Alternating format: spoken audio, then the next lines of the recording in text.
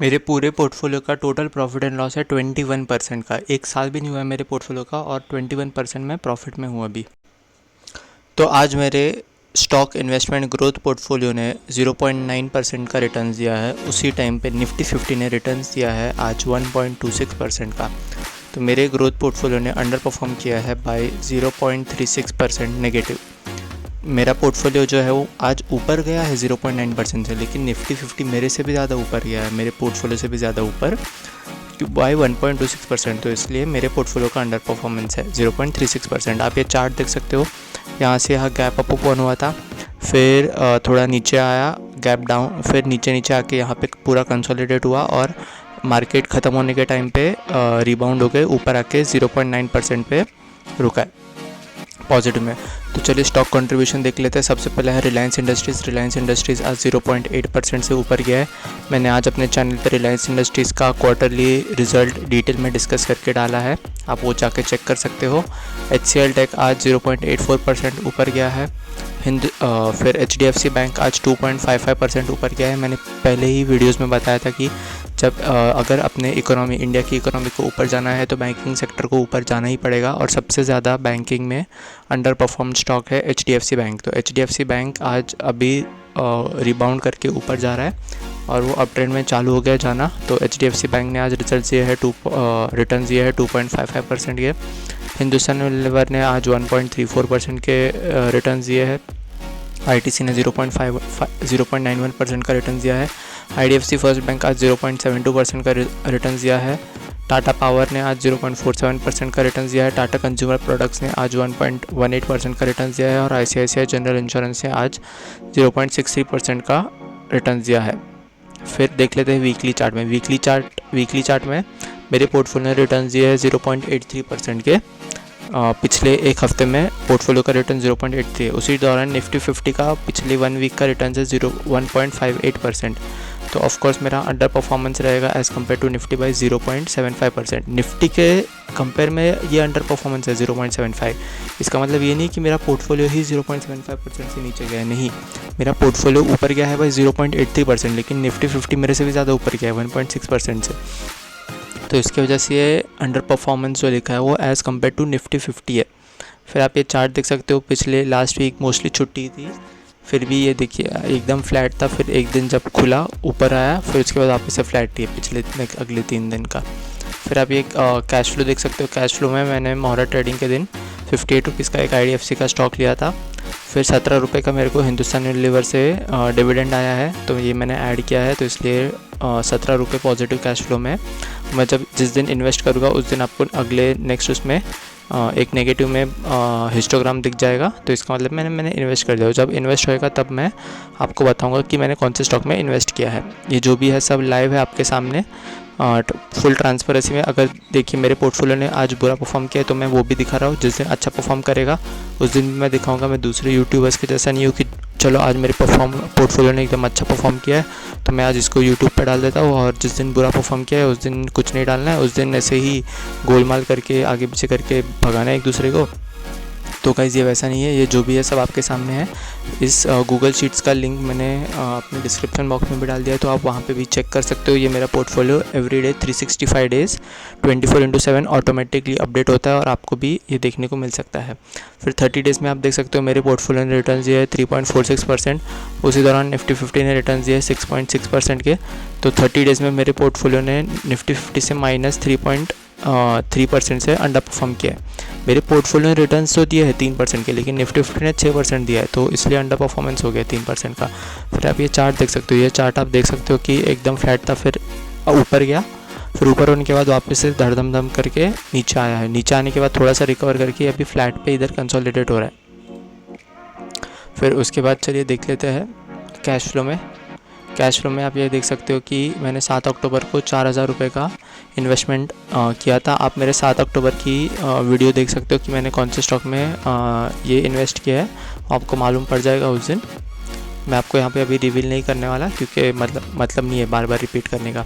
फिर 3 महीने के चार्ट्स में मेरे स्टॉक इन्वेस्टमेंट ग्रोथ पोर्टफोलियो ने 8.7% के रिटर्न दिए, और उसी टाइम पे निफ्टी 50 ने रिटर्न दिए है 3.58% के। तो ऑफकोर्स मेरा आउट परफॉर्मेंस है एज़ कम्पेयर टू निफ्टी 50 5% का, मतलब निफ्टी 50 से मेरा आउट परफॉर्मेंस है 5% का। मेरे पोर्टफोलियो ने रिटर्न दिए हैं 8% के, लेकिन निफ्टी 50 ने भी कुछ रिटर्न दिया ना 3.6% के, तो 8.6 माइनस 3.6 करोगे तो 5.1 आएगा। तो इसकी वजह से मेरे पोर्टफोलियो ने आउट परफॉर्म किया है निफ्टी 50 को 5.1% से। 8.69% माइनस 3.58% करोगे तो 5.10% आएगा। फिर आप ये चार्ट देख सकते हो टोटल प्रॉफिट एंड लॉस का, एकदम अप ट्रेंड में गया, फिर यहाँ से लेके यहाँ तक, यानी कि कब से 16 सितंबर से लेके आज तक एकदम कंसोलिडेट ही रहा है, कंसोलिडेट हो रहा है मेरा पोर्टफोलियो। रेंज बाउंड देख सकते हो आप, ये 16 सितंबर से लेके आज तक कुछ ज़्यादा चेंजेस नहीं है। 16 सितंबर को मेरा टोटल प्रॉफिट एंड लॉस था 6,000 रुपीज़ का, और आज के उसमें भी 6,000 रुपीज़ का ही मेरा टोटल प्रॉफिट एंड लॉस है। फिर 6 मंथ्स में देख लेते हैं। 6 मंथ्स में मेरे पोर्टफोलियो ने 19% के रिटर्न दिए हैं, और उसी टाइम निफ्टी 50 ने 7% के रिटर्न दिए, तकरीबन 8% के, 7.96 मतलब 8 पकड़ लीजिए। तो ऑफकोर्स मेरा आउट परफॉर्मेंस है 11% का, मतलब आप समझ रहे हो मेरे पोर्टफोलियो ने 19% रिटर्न दिया है, 19, और निफ्टी 50 ने 7% रिटर्न दिए। ये 19% क्यों है? क्योंकि मेरा सबसे best stock IDFC first bank, ITC और हिंदुस्तान यूनिलीवर, तीनों ने ब्रेक थ्रू दिखाया था, और तीनों के तीन अप ट्रेंड में गए थे एकदम अच्छे वाले। आपको चाहिए तो मैं आपको आगे जाके अपडेट भी कर दूंगा कि IDFC फर्स्ट बैंक में मेरा कितना प्रॉफिट है, ITC में कितना प्रॉफिट है, और हिंदुस्तान यूनिलीवर में कितना प्रॉफिट है, परसेंटेज टर्म्स में भी और टोटल रुपीज़ टर्म्स में भी। फिर 9 महीनों में देख लेते हैं तो 9 मंथ्स में मेरे पोर्टफोलियो ने रिटर्न दिए हैं 28% के, निफ्टी 50 ने रिटर्न दिए हैं 2.83% के।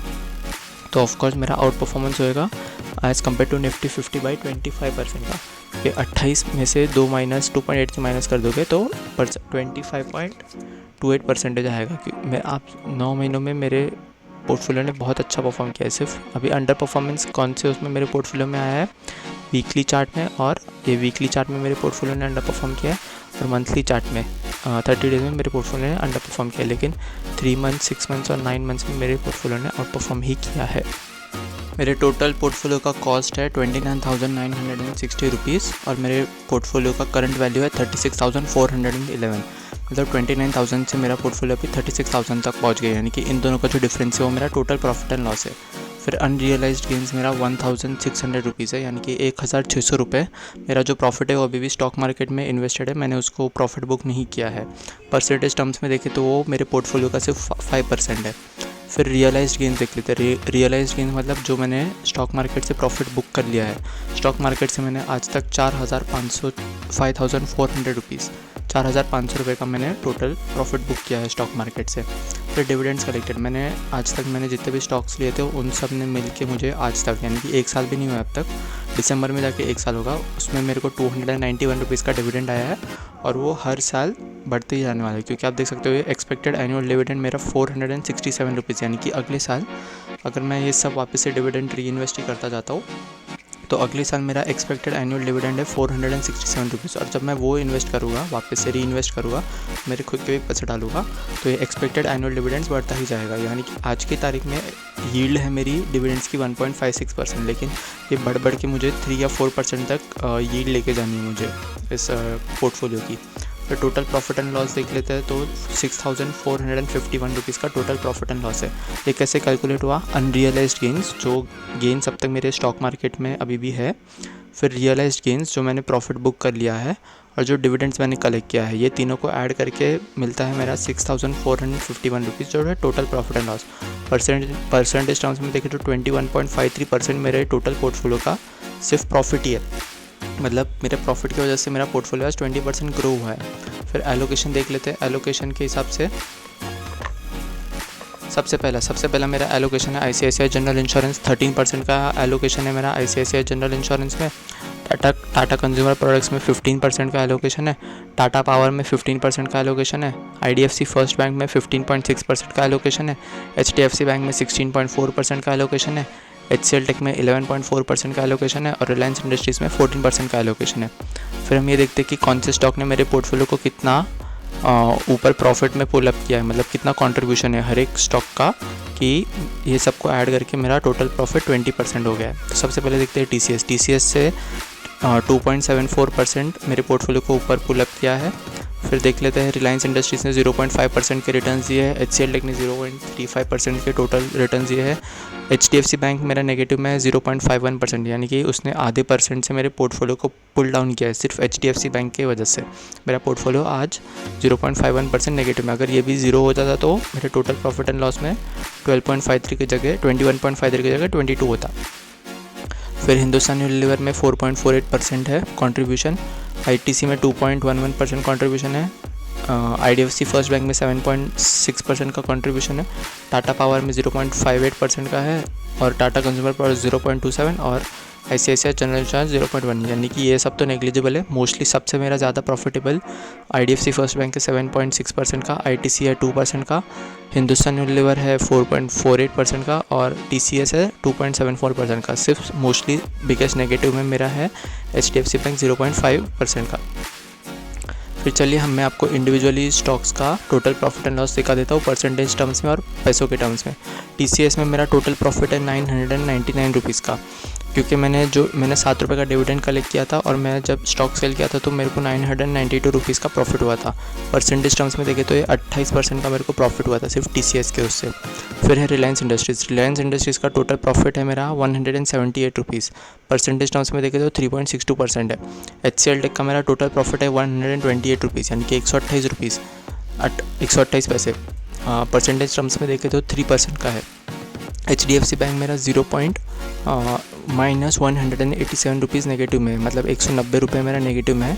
परसेंटेज टर्म्स में देखें तो 3% नेगेटिव में। आप सोच रहे हैं कि पिछले स्लाइड में तो आपने 0.5% का दिया था, तो आप ये भी समझिए ना 3% मेरा HDFC बैंक नेगेटिव में है, लेकिन मेरे पोर्टफोलियो में HDFC बैंक का कंट्रीब्यूशन 16% है। तो 16% इंटू 3% आप करोगे तो वो आएगा -0.51%।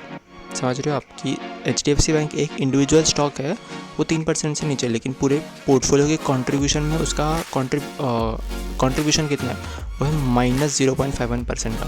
फिर हिंदुस्तान यूनिलीवर का कंट्रीब्यूशन है 18% का, टोटल प्रॉफिट है 1629 रुपीज़ का, क्योंकि 93 रुपीज़ मैंने डिविडेंड कलेक्ट किया है और जब स्टॉक सेल किया था तब 1536 रुपीज़ में प्रॉफिट में चल रहा था।